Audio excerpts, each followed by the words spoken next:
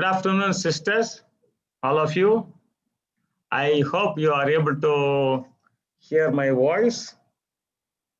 And I am Brother Nitya, a Capuchin friar, helping you for this particular day. It's an important day for us. We consider it's a privilege. We consider it's a privilege for us to. Can you hear now? Yes. Okay. It's a privilege for us to host this meeting of all the sisters. You are contributing to the best of your ability towards the welfare of the church and the society. And at the cost of this church and the society, most of you undergo lot of difficulties, lot of challenges. This I have been hearing several years. Now this is my nearly for 34 years of my priest life. I come across wonderful, holy, genuine sisters, but they are undergoing a lot of stress for the sake of the common good. That's a wonderful thing. It's a common good, but you need not sacrifice so much. You need not spoil your health. This is very important. Physical health, mental health, both are essential. So this morning we had a wonderful explanation about the emotional well-being. And this afternoon, for 1 hour, we have Reverend Sister Martina, doctor, a medical doctor, very professional. We are very happy about her. To start with, I request the sisters from Malaysia to start singing. They are going to come with a beautiful song all the way from Sabah. Temporarily professed sister. They call themselves TPS, temporarily professed sisters. Sisters, TPS, are you there? You can unmute your mic and come, sister. Yes, Father. Yes, Father. Unmute and open the screen, sister. If you want, you can. Okay. Are you in the screen? Yes, okay.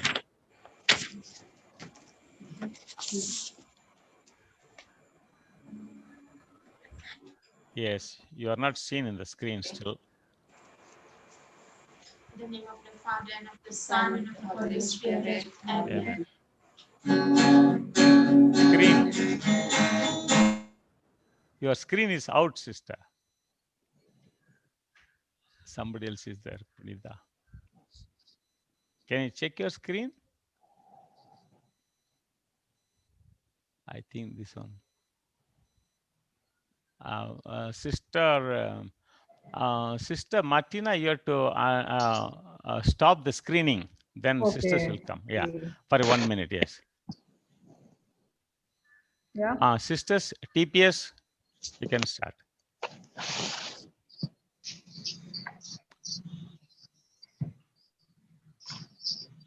Sisters, Malaysia.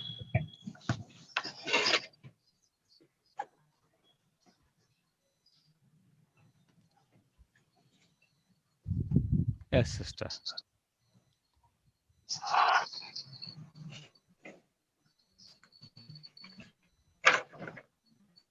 Sisters.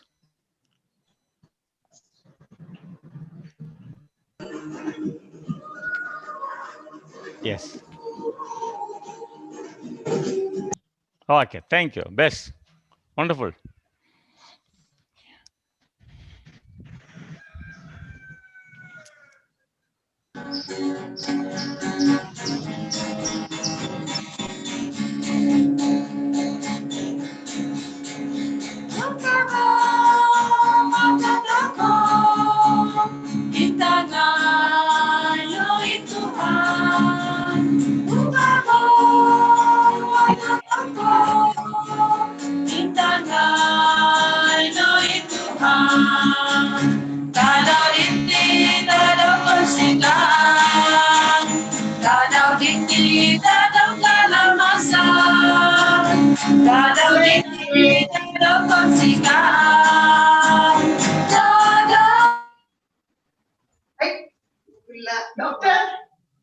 Hello.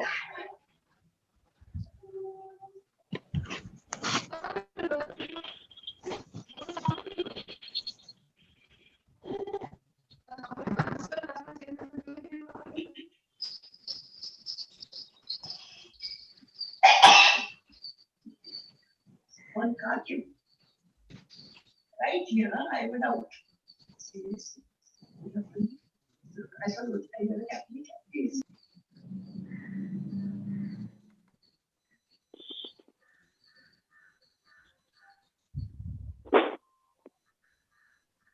line is gone, I think. Yeah.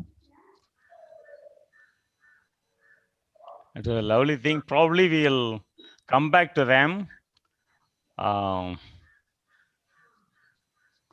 Okay, sisters, we'll get another chance. I think they have got a line problem. They are in West Malaysia in place called Sabah. We'll get them once again. Dear sister, we'll start the session now because there's yes, Sister Martina started share. Yes, we are very happy and privileged this morning to have Reverend Sister Teresa, and now we have an expert, MS, OG, MEd, and of course this MBBS. I think Sister is actually a highly specialized person. We have got a lot of one full of a page full of specialization, master in surgery, master in medical things, and she has finished her MBBS in Bangalore University, again Rajiv Gandhi University, MS degree, and several certificate courses she has done on cardiac life and neonatal advanced life. There's so many things, and especially she's very special because of her rural service under St. John's Medical College. She has got a lot of merits and honors several times for the best outgoing postgraduate student award in 2008, and surgery she has got honors and ENT, and Reddy Laboratory Prize for securing the highest marks in obstetrics and gynecology post graduation. I think this is she's the fittest person for us actually to speak about physical health. When I asked sister, can you just cover because of physical problems, so many things, she said, don't worry, father, I'm going to cover from the top of the head till the tip of the toe.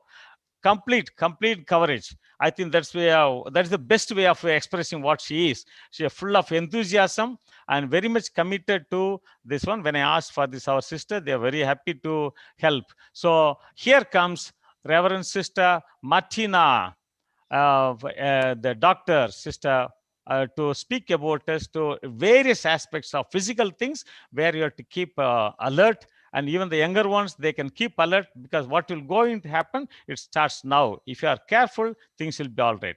Therefore, I'm very happy to welcome Reverend Sister Martina. Welcome, sister. The floor is yours. Thank you. Thank you, Father. Hope they can hear me. Yes, sister. Very good. Okay. Good afternoon, dear friends.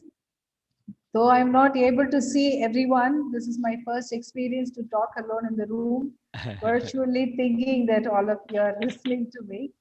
Okay, we'll go to the topic. Before we start, I'm so happy to have this chance and given by Nitya, and may God bless all his endeavors.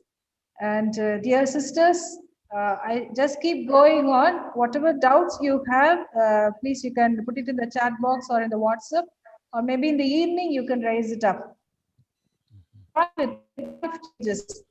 a religious woman, what is midlife? If you think we do not know whether we are going to live 70 years or 80 years.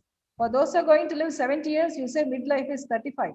Those who are going to live for 8 years, midlife is going to 40. But whatever it is, the physical changes that happens in our body already begins at the age of 30. But midlife as such is defined from 40 years to 60 years. Okay, so the midlife, anyhow, if all of us need to go through this midlife changes.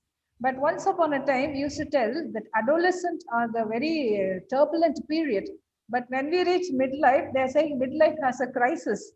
But that is nothing but adolescent, we have a flow of energy, full of energy. But when we reach midlife or the adulthood, we become little changes in our physical strength and physical energy, which makes all the difference. And today we see that what are the changes it's going to, why these changes are happening in our body. That's what we are going to see today.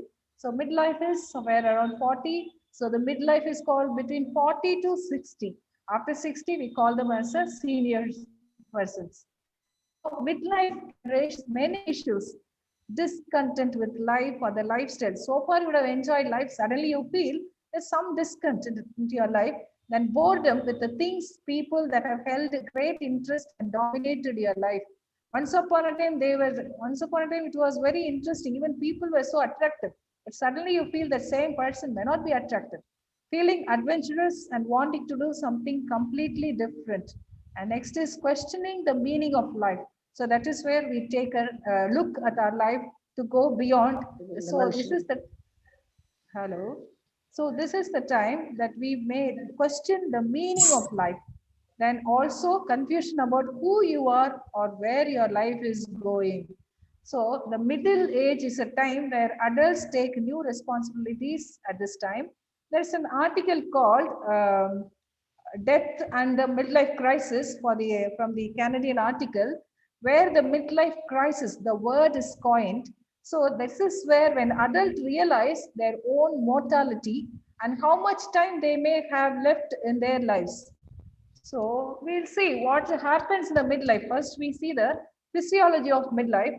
So around 40 to 50 years of age on the average menstrual cycle, the menstrual cycle becomes less and lesser. So after a few months and few years, they stop entirely when we reach menopause. So when the life begins, when we reach the midlife, the menstrual irregularity, and also it reaches to a menstrual cessation, or menstrual stops. So that period is called perimenopause. But once this perimenopause is along with the midlife. So once we reach midlife, what happens is many women tend to gain weight, especially in the lower abdomen, buttocks, and thighs. And the period of permanent cessation of sexual cycle or menstrual cycle, and there is diminished in the sexual hormones, which is called a menopause. So what changes happens in our body when a woman or when a child is born? The number of ovaries in our body is nearly determined. It is approximately around 400 follicles. So every month in a regular cycle, there is a one follicle is released, and so you see like 400 times of periods that all the eggs get exhausted. But in case of some people have irregular periods, some may have short periods where the number of eggs get diminished or remains along. So people at the age of 45, what happens? The egg gets exhausted, or maybe one or two eggs are remaining there. There is a physiology when the eggs are not produced in our brain, the sex hormones called FSH and LH, follicular stimulating hormone and luteinizing hormone. They are produced in high level. So they try to work on the ovaries so that it will go and stimulate the ovaries. But if there are eggs, it will ovulate and we can have periods. If there are no eggs, nothing happens. So this is the changes that happens. So as long as the eggs are produced in our body, there are a lot of estrogen is produced, lot of progesterone is produced, some amount of testosterone is produced. As long as estrogen, progesterone is in our body, we look young, we think young.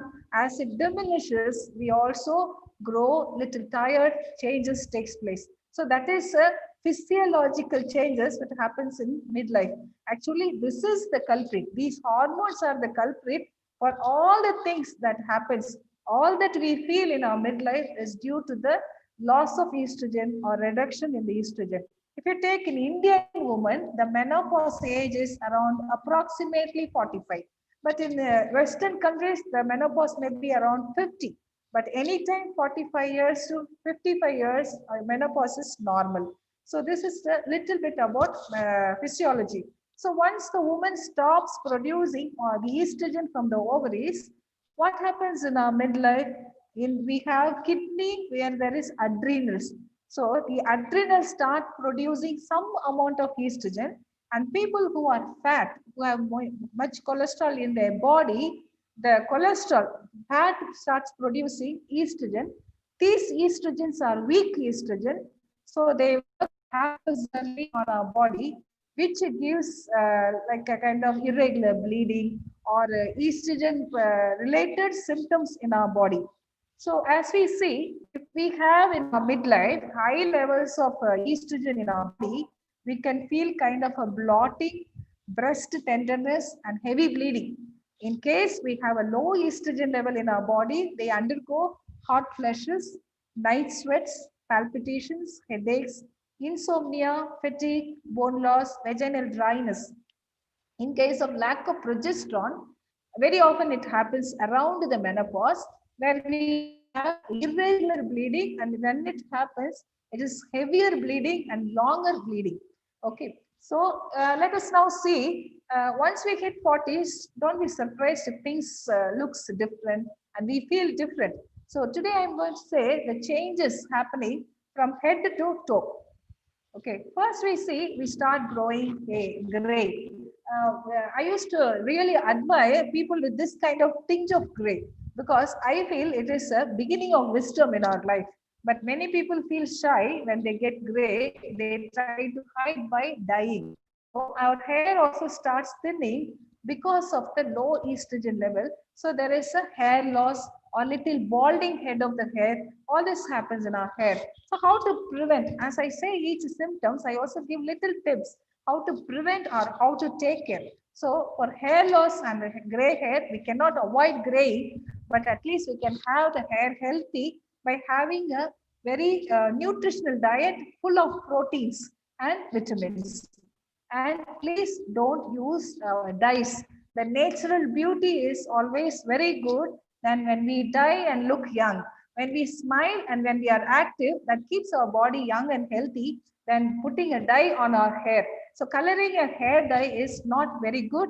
It can later lead to skin cancer, and also keep away from stress. And as a religious, we have all the opportunities to have yoga and meditation. Will help us in our hair health, and slowly our sight deteriorates. You can see even I am wearing specs. So as we grow older, our sight reduces, or we have problem with our eyesight.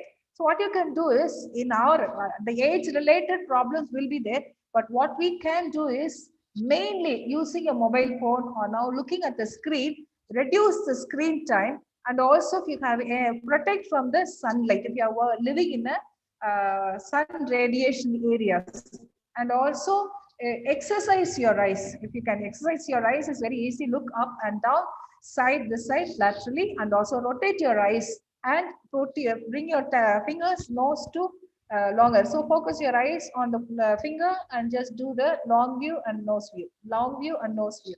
So that's how you exercise your eyes. They even say if you do regularly exercise, you may not even need to use specs like me.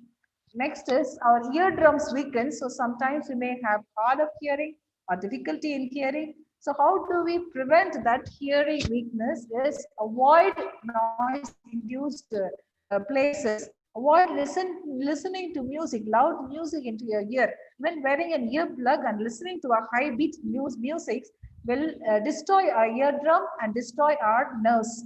As we grow old, even our nerves get weakened. But in our side, if you have any problem with ears, please do get tested with an ENT specialist. And also slowly our larynx, our throat undergoes changes. We feel dryness. Some people will habit of like that making noise. That's due to the dryness that happens in the larynx because the estrogens are reducing. So they make all the muscles, skin, everything look dry, go dry and less elastic. And also we may feel little harder to swallow. So how do we prevent? Keep hydrating yourself. Drink as much as possible the water, and avoid alcohol and caffeine. And those who are in a profession like teaching, use voice, may have to give rest your voice as often as possible. And also keep wetting your throat. Avoid whispering, because when you whisper, actually use more of your energy than when you talk loudly. So these are the few ways to reduce. And we also may have a little back problems and carpal tunnel syndrome, that is pain at the wrist area, where you may have numbness of these fingers also. So at this age, if we have pain at this wrist area and numbness of the fingers, we have to think first whether do you have thyroid problems. So if you have these symptoms, you need to check whether you have thyroid test and see whether you have thyroid problems. And also obesity. Obesity can also cause this carpal tunnel syndrome. And of course, the back problems. And what happens as a religious, we have more of sedentary life than an active life.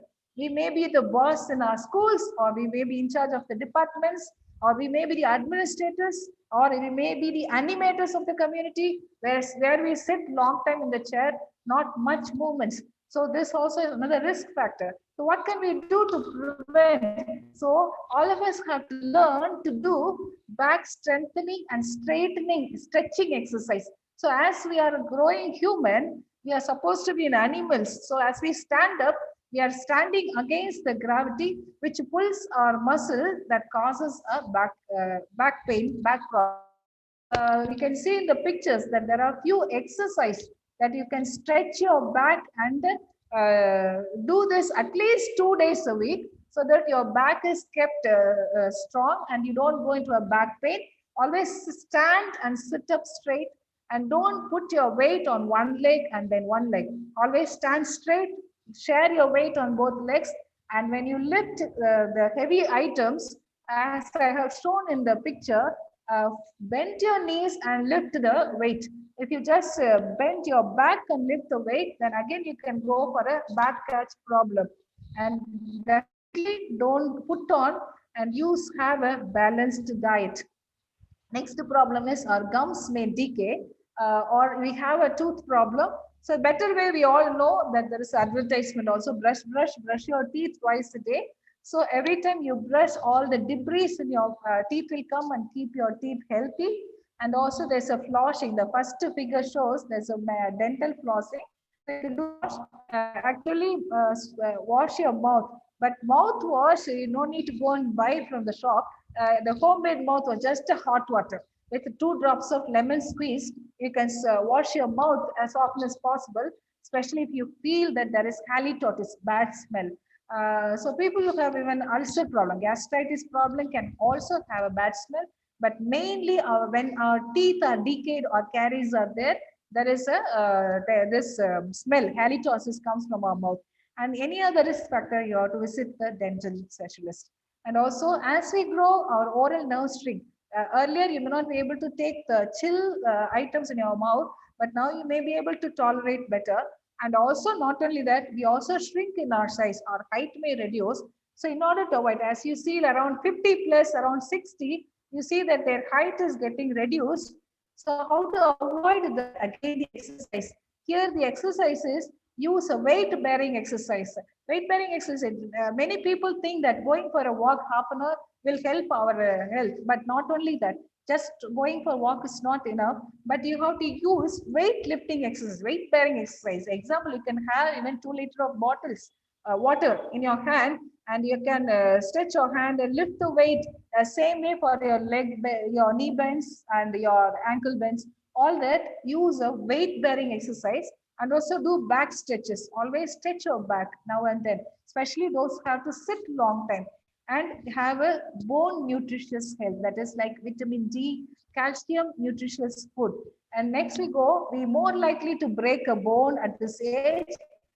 And so in order to avoid the bone health, bone fragility, like as you grow, if we don't give movement to our body, if we don't use any of our joints, those will get fragile. So even someone hits you, the bone will get fractured. So you need to take a lot of vitamin D and calcium intake, and also exercise. Exercise. If you have any fracture risk, like those people who are on hormone tablets or any other tablets which can minimize your bone health, they need to consult with your doctors. And we also lose muscles. Not like earlier we used to lift such an amount of heavy weight, but now when you lift, you get into cramps, muscle cramps, or you walk a long distance earlier, but when you walk for a small distance, short distance, even then, you have a muscle cramps and we lose muscles. And as you go into a midlife, actually we lose a lot of muscle mass. And as a woman, as estrogen level gets reduced, our muscle mass also gets reduced. When the muscle mass is getting reduced, we are at the more risk point of getting cholesterol and heart problem, diabetes, hypertension. So as long as we have a muscle mass good in our body, however, how much ever you eat, the muscle will burn all the calories. So as we reach 40, actually, naturally, we lose the muscle mass. So we need to be alert about that. And also our muscle don't recover as quickly. We get a catch, cramps. Okay. So our joints also weakens. Very often we get a wrist fractures. So how to prevent? Again, we say in this case, we need to take a lot of protein rich food because the muscles are built up of proteins. So you need to take protein rich food, and we have to reduce the loss. So hit the gym. I have written, we cannot go to the gym as a religious, but you can have, it takes only 10 minutes that you make all your joints moving, all your joints starting from your fingers, keep all your joints moving and do that exercise at least 10 minutes in the morning. So which will help all your bones active and yourself younger and healthy. And also take enough good sleep. I'll come to that again. When we lose our sleep, we lose our health. We are paying the price of getting diseases. We sleep enough, and our senses also diminishes and more resistant to the common cold. You would have noticed when we were small, we used to, even a small wind or rain, we catch cold. But as you grow older, we may become resistant to common cold. And the next thing I want to say is our liver loses its toughness. That means very often when we have a stomach problem or any other ailment, when we go for an ultrasound scan, there's a diagnosis comes as a, and when doctors see that fatty liver, they say that's nothing to do, only it's a fatty liver. That's what they'll send you. But you mind you, the fatty liver is beginning of all your diseases, because the liver is more than your kidney. The liver is an important organ in our body for every hormones, for every steroids, for every vitamins and minerals to be digested and to be reused. The liver is the main organ. So if you are diagnosed with a fatty liver, alert that you are going to fall into diseases. So how to heal your fatty liver? Please lose weight. If you are overweight, obese, please lose weight. Next is avoid all fatty food, oil fried items and fatty food. Avoid alcohol. And if you are a sugar patient, control your sugar. Otherwise, by diabetes itself will make your liver non-functional. And eat a healthy diet and keep yourself out of stress. And next is, as we grow old, we wake up more in the middle of the night. And also, so what we do is, keep your bedtime. At what time you go to bed, at what time you get up. Not that Sunday I take a long sleep and other day, the holidays, I take a long sleep. No, every day fix your time. Or you have work, so I today sit up and work at 10 p.m. Another day I don't have work, so I sleep at 9 p.m. All these are very dangerous to our health. So fix your time to go to sleep and get up. And also stay active. The whole day, if you remain active, at the end of the day, we become tired and we have a very good sleep. We don't wake up. And check if you have any drugs. If you are on any medications, check if those drugs are making you making you insomnia, that is not able to sleep. At the time of bed, please don't take coffee or alcohol or any nicotine items that will not allow you to sleep. And also we experience more brain fog. We cannot think, get confused.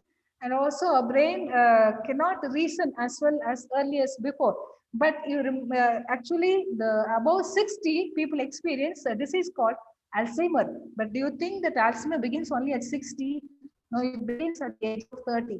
When our mind is not functioning, when our mind is not used well, definitely we will have a brain fog and our brain cannot reason as well. So how to prevent? There are beautiful things. If you have to keep your brain active, exercise your brain, memorize, keep memorizing, do many memory tests, and also meet people, many people, different kind of people, read about many cultures. So the brain needs new stimulations every day, actually. So you meet new people and healthy diet, and also you keep your mental stimulation. So they say you look at different colors. Don't look at the same color and same color of your room or your bed sheet or your curtains. Keep it colorful, because that keeps your brain stimulating. And good sleep, of course.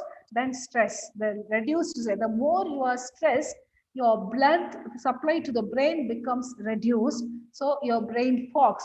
You're not able to, so keep your brain active. And another thing is we sweat less. That is an advantage as we grow. But our digestive tract suffers. Maybe you are able to eat chapati or dosa or idli those days, but nowadays suddenly when you eat the same items, you may feel that it's not acceptable to your stomach. So your digestive tract may suffer as you grow. And also suddenly you can find that yourself as intolerant to the lactose, like milk products. Okay, so these are all again the changes happening in our midlife. How can you manage this? Is avoid the spicy food or pungent food which gives you heartburns and reflux, and take plenty of probiotics. Probiotics is nothing but in everyone's gut there are some good bacteria which will digest and help our digestion. So as we eat all junk food and oily food, all these bacteria get killed. So we need to regain the good bacteria in our digestive system. So what happens? You take this probiotics. Nowadays, the pharmaceutical companies will come with a lot of things saying that this is a probiotic capsule, take a day. But more than that, we have our homemade pure probiotics. You can, as you see in the pictures, the old rice, what we keep the old rice, eat with curd. The fermented curd is again a probiotic. Again, the grains or sprouted grains, all those are probiotics. Nuts, almonds, or garlic, onion, all this gives us a good probiotic to our this digestive system, which helps for a good bacteria to grow and remain active in their life. And also we experience hot flashes. This is for especially those who are going nearing the menopausal time, where those people, even before the menopause, some people may experience hot flashes. Again, this is due to lack of estrogen, or the estrogen level is coming down. The next, how do we prevent this hot flashes? That is, you can see in the picture, as you see, take more of healthy foods like soya beans. Soya beans has a natural estrogen in it, so that will compensate the loss of estrogens. And eggs, fruits, vegetables, take whole grains, not the refined grains. Take the whole grains and hydrate your body, because each time you have hot flush, you sweat like a lot, and then you drench in the sweat and you lose water in your body and you dehydrate. That keeps you giddy and tired. So hydrate yourself well. And also coffee intake, spicy food, avoid all that. And also warm room temperature will hide the hot flashes. So remain in a cool climate, those who suffer from hot flash. But still you are not able to manage, they may need an evaluation from the physician, and then we may evaluate, and then if needed, start hormonal therapy. And again, we also get to dry down there, which means our genital area, our vagina, our local area may feel little dry. This dryness can cause itchiness. So itchiness, kind of a white discharge and all those things. So this is again because of estrogen deficiency. Sometimes some women may have, this is the genital area, where some may have like this kind of an white patches. This white patches can be due to a loss of estrogen, but sometimes this can give itchiness. Please don't avoid. Sometimes this white patches can turn to be a malignancy, cancerous. So don't avoid. Sometimes this itchiness or this white patches may only need a kind of yeast be applied, but it has to be consulted with a doctor whether this is a normal white patches, or is there any chance that this white patches can turn to malignant or cancerous. Again, you see that our skin starts wrinkling. Our skin also loses its elasticity. So we feel little dry over our face, our whole body. That can also itchy. And also we develop some spots. Many of women don't notice, they develop like a butterfly rash here. This is all due to lack of estrogen. But what we can do is avoid getting into the sun, especially those who are going out. The sun exposure to the face will cause this kind of a butterfly rashes. And also keep yourself moisturized. Use some kind of healthy creams and keep yourself hydrated again, and take vitamin rich food. Especially we advise at this time vitamin E. Vitamin E is good in fish and fish oils. And also try to sleep on your back.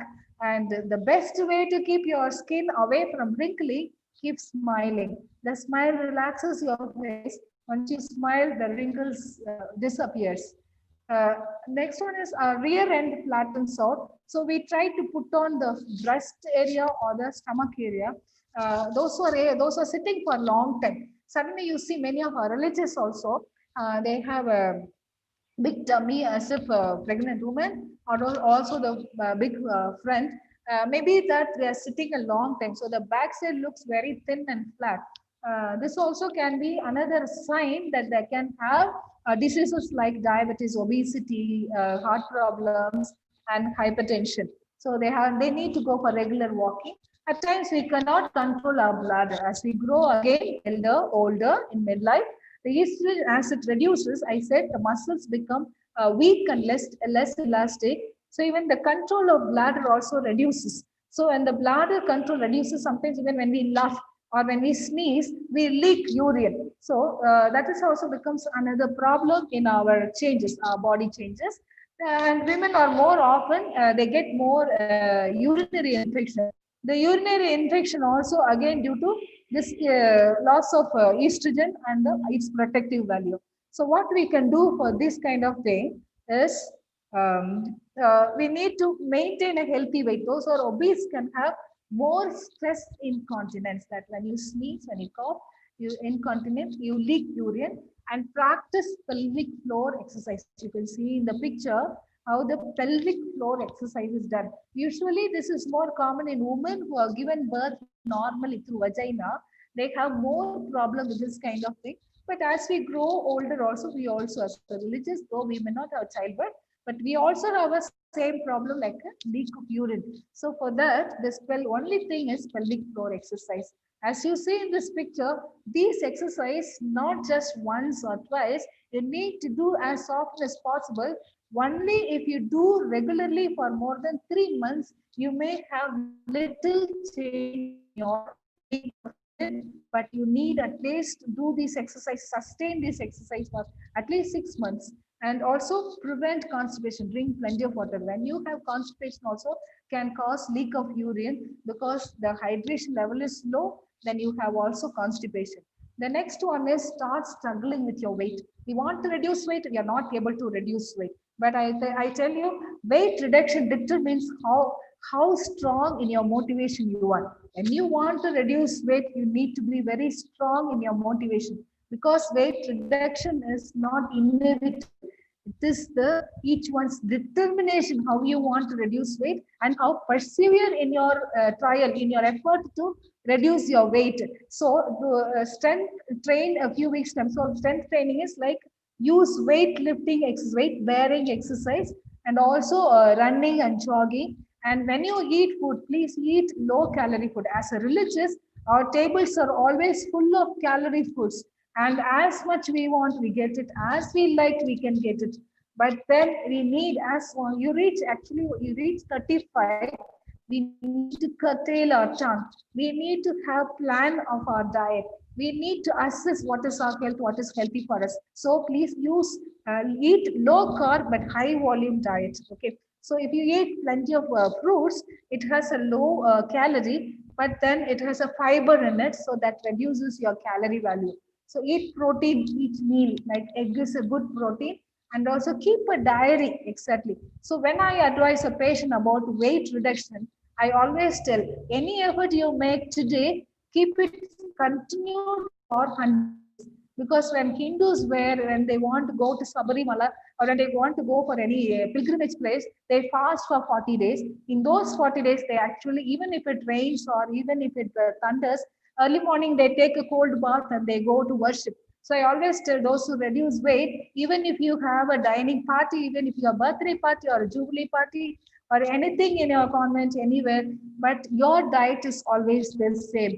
And you don't need today, just one day, let me have a cake, let me have a piece of ice cream. No, that means you are not determined in your decisions. So weight reduction, anybody can do if you are determined and motivated. Anything you do, exercise and balanced diet and also weight bearing exercise. All these three and walking, if these are combined, and when you start something, do it for at least 100 days, then only you will see the difference. Okay. What are the changes that takes place from top to bottom? So now the important thing, as we reach a midlife, what are the screening things that we need to do? Screening is, why do we call screening? We screen the healthy individuals so to identify any disease in its early stages, in its pre-stages. So as a midlife people, we need to screen ourselves for many important things. So I will list it to you. First of all, we screen for medical issues, assess risk for any medical problems, and we encourage a healthy lifestyle, And we also update vaccinations. Some may not be even aware what immunizations for only children. Vaccination midlife persons need to take. So we will see that in the later slides. And also you will find out or identify in case of your problem, whom are you going to see, which health person, which doctor's help you are going to take, and how you are going to work it out. So this is all the screening is needed. So we will see first of all pressure screening is at least checked once in every 2 years. If you are having a normal BP, if your systolic is around 120 to 139, if your bottom value, that is a diastolic value, is from 80 to 89, you should check it every year. So the normal BP level is 100 by 60 to 120 by 80. So any of you have more than 120, like more than 130, because as we grow, normal value of BP also is grow, and say 130 by 90, 130 by 80 is still okay for a midlife persons. But if it is more than 140 or below value more than 90, then you need to check your BP. Once checking is not enough for BP, the BP needs to be checked at 3 intervals with 6 hours apart. Then only we diagnose this person has a BP. With one visit, a patient has a high BP, we don't tell them that you are hypertensive. So if you have a top number more than 140, down number more than 90, you need to visit a doctor. And when you are diagnosed to have a BP or hypertension, they will also evaluate you for diabetes and cholesterol and also thyroid problem. And next we see is cholesterol screening. Cholesterol screening usually starts at the age of 45 with no risk of any heart disease. But if you have any family history of cardiovascular disease, any heart attacks, or any diabetic family history, I think you need to check even earlier. If the cholesterol values are checked and they are not, they need to check on every 5 years. But if there are cholesterol values are deranged or if they are abnormal, you need to check according to your need. Like if you are a diabetes, if you are a heart disease patient, if you are kidney, excuse me.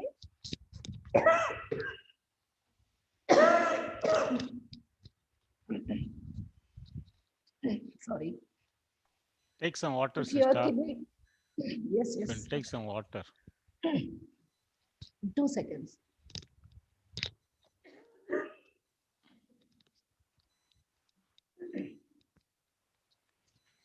Okay, sorry. If you have kidney problem, diabetes, or heart disease, you need to check more. Again, we see diabetes screening, which is very, very important because we see people with diabetes even at the age of 20, though they do not have a family history of diabetes, because of our lifestyle, because of our food habits and sedentary life and not standardized living. So if you are over the age 44, without any history of diabetes in your family, without any problem or symptoms of diabetes, you need to be screened every 3 years. But if your weight is more than BMI, that is your height by weight, we check and we calculate the body mass index, which is about 25, they call it as obesity. But for Indians, if the BMI is about 23 itself, you need to be screened for diabetes, cholesterol, hypertension, etc. Again, if your BP is more than 130, 80, 90, again, you need to check for diabetes screening. And the very fact we are all Asians, we have a gene which gives a risk factor for diabetes. So as an Asian, Asian origin, ethnic, we all of us need to go through a diabetic screening. And next one is a dental exam. Dental exam, at least go once a year for or once or twice a year for a dental examination and for your dental cleaning. For those who have no dental cleaning, they can have a gum bleeding, halitosis. As I told, you may smell and you may not recognize. Maybe when you talk to others, they may feel the smell from your mouth. So it's nice that we go for a dental visit to check out mouth and the dental. And eye exam. I have an eye exam every 2 to 4 years from the age of 40 to 54 years, because from the age of 40, there are changes that's taking place in our lens. So which will go for a refractory errors or glaucoma. Glaucoma is pressure in your eye, hypertension in your eyes, or cataract. Cataract is again because of the estrogen hormonal changes, irritation, which can make the lens opaque, it hardened, which causes cataract. So all this risk has been, and if you are a diabetes, if you have sugar, you need to check your eyes every year compulsory. Next one is osteoporosis screening. This screening actually, women with over age of 50 years with fractures, they need to screen for a bone screening, which is called DEXA scan. You see in the picture, no? The whole body bone is screened, and they give in the graph, or the next graph, you see there is a blue area, green area. So they'll give you are under a risk factor or not. So this early identifying both this DEXA scan or BMD, we call it. That BMD, when we do it, bone mass density. So when you do it, you know earlier the risk whether you are going for an osteoporosis. What is osteoporosis? Osteoporosis, the density of the bone decreases. So anytime you can have fracture, or because of the density of the bone decreases, many of us may have knee pain because the knee joints often get injured because we put all our weight on that. As the estrogen reduces, all women have osteoporosis. That's why above 40, maybe at the age of 50, 60, you see sisters walking like a duckly walking. Okay, so because the knees are dry and the knee density is reduced, and they go in for a swelling knees and knee pain, and the joints are rubbing with each other. So these are the osteoporosis screening is also needed. And skin examination, especially if the family or the relations have any cancer history, they need to go for a skin examination. And especially those who have moles or any growth in the skin may be there for long years, which may suddenly begin to grow in size, or it may begin to darken. So any kind of this changes in your skin needs to be examined. And if you have a fair skin, and you need to be more careful with the solar radiations, sunlight exposure. The higher the risk for skin cancer, and avoid getting exposed to sun. And the darker you are blessed actually. So the beauty lies in the dark. And also you can examine your skin every time and as you take your bath. And infectious disease screening is like whether we have hepatitis B infection, hepatitis C infection, even HIV infection or tuberculosis or VDR, syphilis infection. So these kind of infection can be screened as and when it is needed. So even many religious sisters are found to have hepatitis B infection, which they were not aware, but while screening, they knew that they have. So if you have a hepatitis infection, we need to screen for our liver test and see the working condition of the liver and the viral load, especially of these infections. So when we check the viral load, we know if the viral load is high, they need treatment. If the viral load is very low, they need only follow-up for the same thing. So now I'm going to talk about the screening for cancers. As a religious women, about 40 plus, we need to screen mainly for 3 cancers. So I'm going to concentrate on these 3 cancers. One is a breast cancer screening. This breast cancer screening is very important. As a religious, because we are just a woman, we are more in risk of getting a breast cancer. So breast cancer risk factor, just being a woman is itself is a main risk factor for developing breast cancer. And also our age, as woman gets older, the risk factor also increases. And also family history. If any of your family, your mother, your sister, not only mother, sisters, but your cousin sisters, in your cousin family also, if they have cancer history, breast cancer history, you need to be screened for breast cancer. And also personal history. If there was cancer in one breast, you are being treated, you also need to be screened for another breast if there is a cancer. And any of you had any previous chest radiation in view of any other cancer as a child, as a young adult, if you had any exposure to the cancer, then you need to be screened for breast cancer. The very fact of African American women also have a higher risk of breast cancer, and people who have a dense breast, a large breast, the big breast people also need have a risk of breast cancer. So they also need to be very careful and have a screening for breast cancer. And also people who do not have children, and we belong to that category, and also those who are bearing children after the age of 30. So they're also at risk of a breast cancer. And people who have more menstrual cycles. Why more menstrual cycles? The very fact, whenever the woman conceives and she's pregnant, the breast is resting for that 10 months. So, but those who do not have children like us, our breast is always exposed to change of hormones at every menstrual cycle. So we are at more risk of breast cancer. Same way, those people who have a more menstrual cycle, they also at the risk of breast cancer. People who have begot the children, but they did not breastfeed. Again, we did not beget children as religious. We do not breastfeed. Again, the next factor for us is, again, we do not breastfeed. That is also is another reason for screening for breast cancer. And also breast cancer, another risk factor, those are less active.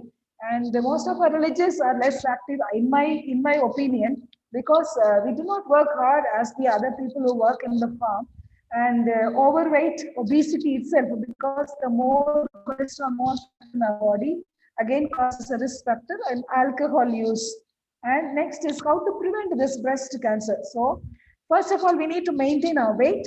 We need to be active. Those who are, have a habit of drinking alcohol, reduce alcohol use. But also some in women who are married, the breastfeeding actually protects those women from breast cancer.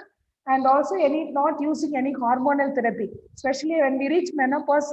I said in case of hot flushes, if needed, we start a hormonal therapy. That also after they have any risk for breast cancer only, we start hormone therapy. But people who are already on hormone therapy needs a breast screening. And also how to prevent at the earlier identification. Like I said, people who have family history people can undergo some test called gene mutation test, like BRCA1 and BRCA2, HER2. All these genes are related to breast cancer. So these genes can be tested in the people who are at risk. So these people, in case they are tested positive with these gene mutations in their body, then they can go either going for an elective mastectomy, like surgery, remove the breast, and they get rid of the cancer, or chemo prevention. They use some drugs to reduce the risk of breast cancer. And also there is no definite way to prevent breast cancer, but definitely there is one way to prevent breast cancer when you identify early. Okay, so that is why this breast screening program for all. And the breast screening program, one is doing mammogram. If you take the Western, someone raised hand.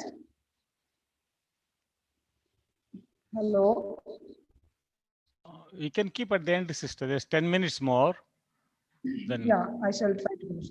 Yeah. The breast screening, actually the best way, the one thing is in abroad, it is a mandatory that every woman at the age of 40 goes for a mammogram, and according to their finding, whether they need a screening every year, or they need very often, or they need only once in 2 years. So mammogram is not made mandatory in our country, but I think as a religious, we can always decide in our province or in our congregation that because we are at a higher risk for breast cancer. And that is one thing, but that's a costly affair.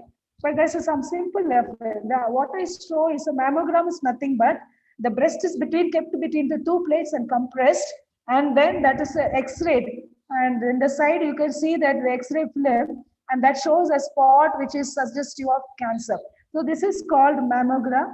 The best way but to do the early detection is very simple, is clinical. The next one is clinical breast examination. Like once a year, you go to the clinician or gynecologist and you get the breast examined. Actually, this is very important. In our province, actually, I had devised that all our sisters undergo a breast screening program. So when I had done this program, we nearly detected nearly five, 6 sisters with lumps in the breast. 2 of them actually we diagnosed early, so they didn't go for a cancerous stage. Before that, they got treatment and they underwent surgery. So clinical breast examination is important for us, especially as religious. And is when we have doubt of cancer, we advise them breast MRI. But what I am going to say the next is what you and I can do to this reduce this breast cancer. One is weight reduction. Maintain your weight. Maintain especially your waist circumference. Because when your hip and waist circumference increases, the disease risk also increases. The next one is keep yourself active, limit your sedentary behavior, limit alcohol. This is what all of you know, that breast self-examination. Once you have entered into the novitiate, or even once you have started having a menstrual cycle, I advise that all of us learn to examine our own breast. So it begins at the age of 20. So how do we do the self-examination? The breast examination is done at the date once you have your periods at around the 10th day, maybe 7th to 10th day, you need to examine your breast by yourself. You go to the toilet, and if you see in Western countries, they have a long mirrors in each toilet, but we do not have in our Indian countries, but we can have. You should have a long mirror in your bathrooms, and you undress yourself, stand before the mirror, and keep your both hand at the hip, and just look at your breast in the mirror if there are any changes. Then slowly you squeeze your nipple and see whether any discharge over the nipple. And after that, I will post a video for this and how to examine. I want, at least from this class, I want all of you to learn this one step at least, so that we are all avoided from getting a breast cancer. So this is just a picture how you examine yourself. But I shall play the video maybe at the end of this session because I have to change the screen. The next one is when you have any doubt, visit the clinician or the doctor and check at least every 3 years for women between 20 to 40 years. And those who are at higher risk need more frequent examinations. Okay, breast cancer can be beaten with the early detection of being doing a proper screening, especially by proper self-examination by ourselves every month. Okay, the next cancer is a uterine cancer. Uterine cancer also, the earlier you diagnose, the best way to beat it. Okay, the symptoms where the uterine cancer you can suspect people who have heavy periods or any lump in the pelvic or abnormal vaginal bleeding or any bowel habits. Even some people may have bowel habits, like sometimes they have diarrhea, suddenly they may have constipation, altered behaviors, or difficulty in urine. When passing urine, they have difficulty. And also for married women, when they have pain while having sexual intercourse.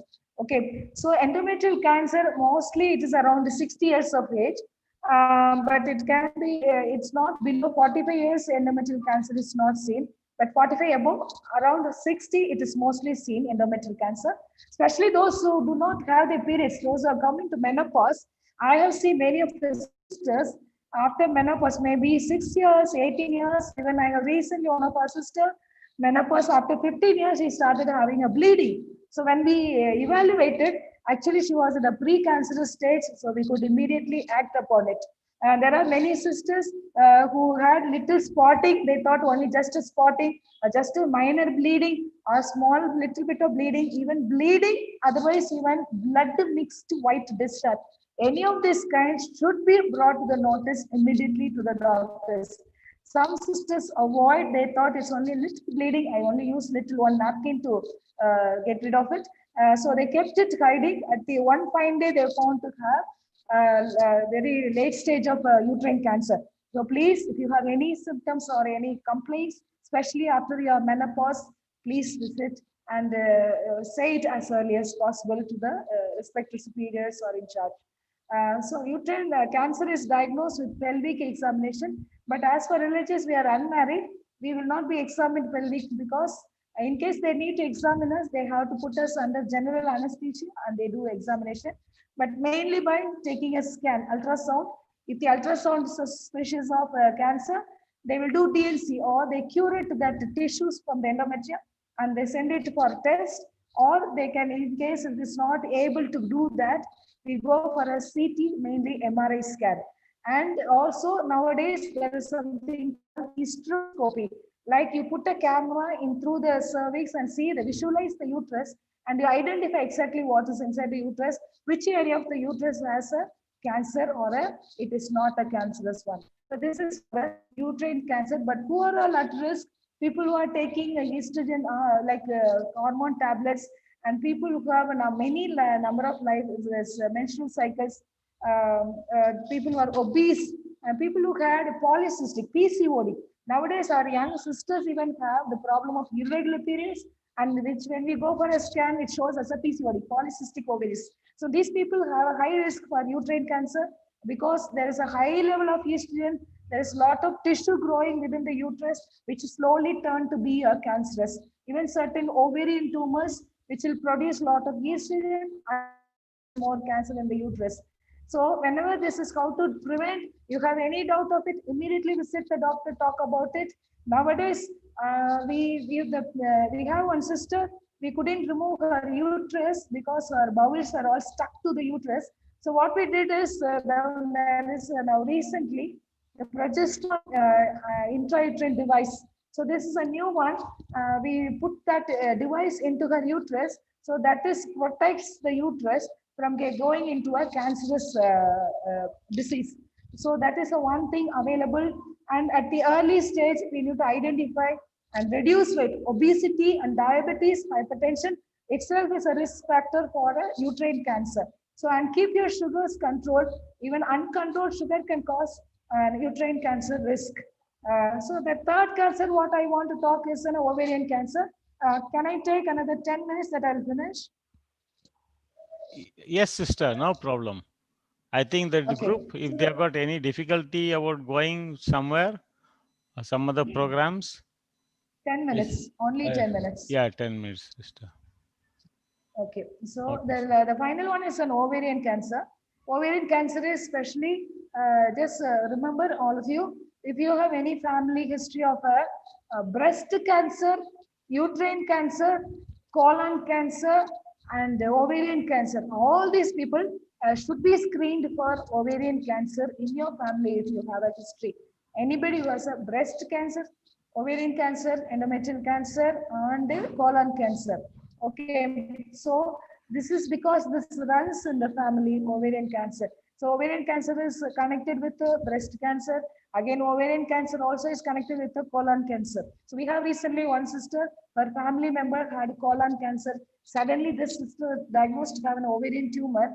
By the time we evaluated, the ovarian tumor had already spread to all her bowels. So please screen yourself, as if you have a family history, you need to screen every year. Okay, I'll tell you how do you do the screening. The very fact we are nulliparous also is a risk factor, and first child after 35 years. There's one more thing that I want to say here is some people or some women, when they have itching in the genital area, they try to put talcum powder, face powder, they put there in the genital area. But mind you, even that can lead to a risk of ovarian cancer. So don't use talcum powder in the genital areas. And also hormone and dietary factors, also eating more of saturated fat food can also go for an ovarian cancer. So just putting it nutshell, 50 plus, family history, obesity, people who had endometriosis, or people, women who were married women using infertility drugs, people who are using talcum powder in the genital area, who are used to smoking, they're all under risk factor for ovarian cancer. So the protective factor is people who have children and people who use oral contraceptives, but all these cannot go with us. Hysterectomy is another protective factor. But for us, the thing is, when you have, it doesn't give a specific symptoms when you have ovarian cancer. Sometimes when we diagnose ovarian cancer, the tumor must be around 20 kilos, such a big tumor in the stomach. So any abdominal distension, any bowel habits are changed, or any sensation of weight in the pelvis, you need to again screen yourself.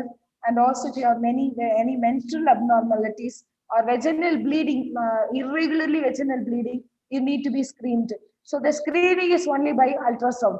So you need to do the scan. If the scan shows ovarian tumor, we go for a blood test. Mainly the blood test is CA-125, which is called a tumor marker.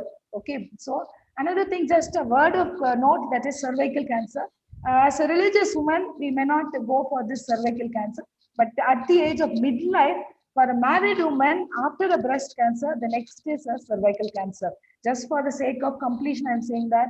The next one is a colorectal cancer. I said people who are risk for breast cancer, ovarian cancer, uterine cancer also has a risk for colorectal cancer. Even if your family had a colorectal cancer, you need to be screened for the other cancers. So colorectal cancer, 50 and above ages, people who eat lot of fat and oily food, people who do not eat fruits and vegetables. So they are all at a risk of colorectal cancer.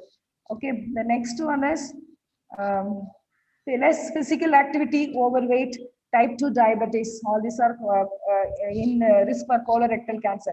So how are we going to screen it? They take a fecal from stool test, or they go for barium enema test, or they use a sigmoidoscopy or colonoscopy.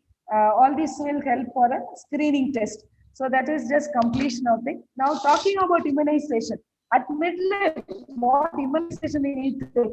If you see, I have put on the screen influenza vaccine. So at this age, influenza vaccine is important and must for, especially for those who are diabetes. Those who have sugar problem, they need to take influenza vaccine once a year. So that is a very important vaccine we need to take at this age. Or if you have a problem of getting cold or very often runny nose, even this influenza vaccine helps. But those who are pneumococcal vaccine is people who have an immunity low level. So those people are, this pneumococcal vaccine will help them. But what about HPV vaccine? HPV is the human papillomavirus vaccine. What we advise for married women before they become sexually active, so that they don't get a cervical cancer.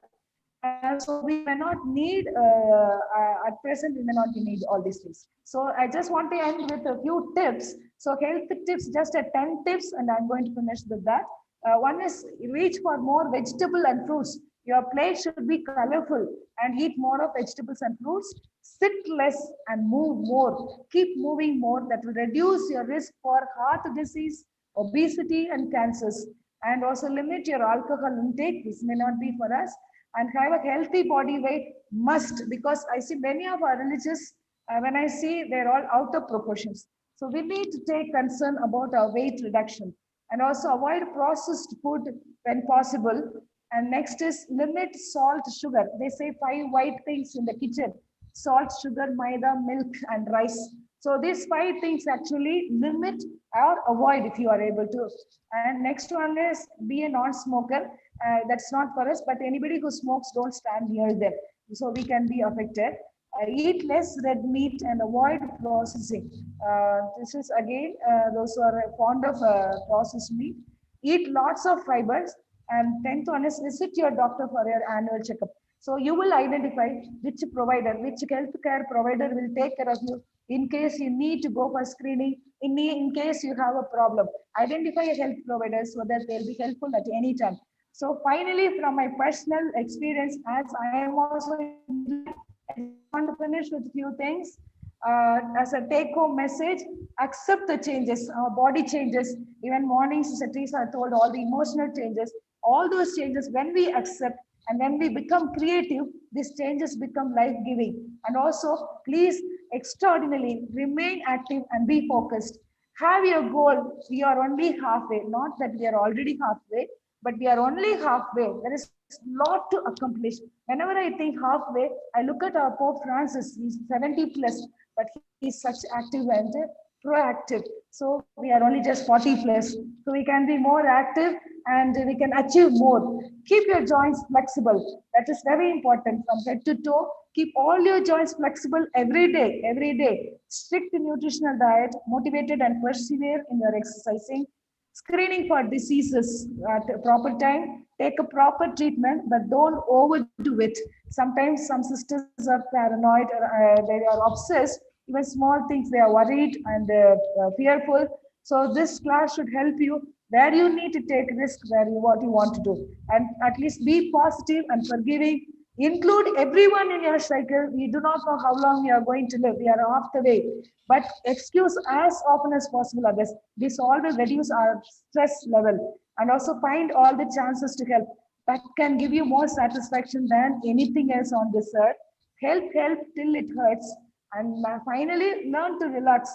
Be alone, and at least for 1 hour. And as a religious, we have a privilege of meditating. So remain alone without having any screen time, without touching your mobile, without talking to anybody, without looking at the TV, anything. Just be yourself. Remain alone every day, at least 1 hour for yourself out of 24 hours. That's it.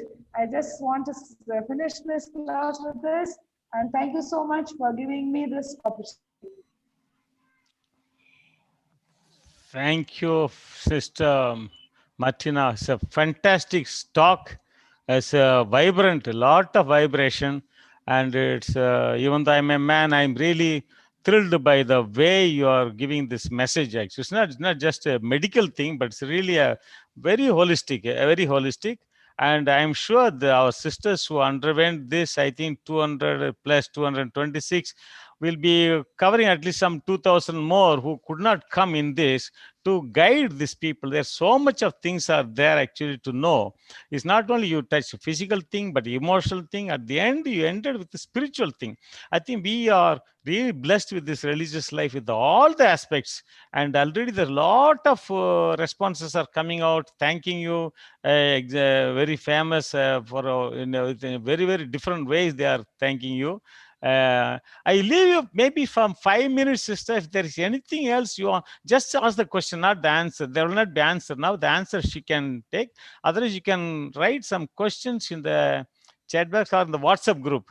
Please, I think some of you are not familiar with the WhatsApp group, maybe some few people. There is a group, a WhatsApp group we have created. Please ask your questions there. Sister will be able to go through that, and she'll be giving you at the 6 o'clock to 7 o'clock session.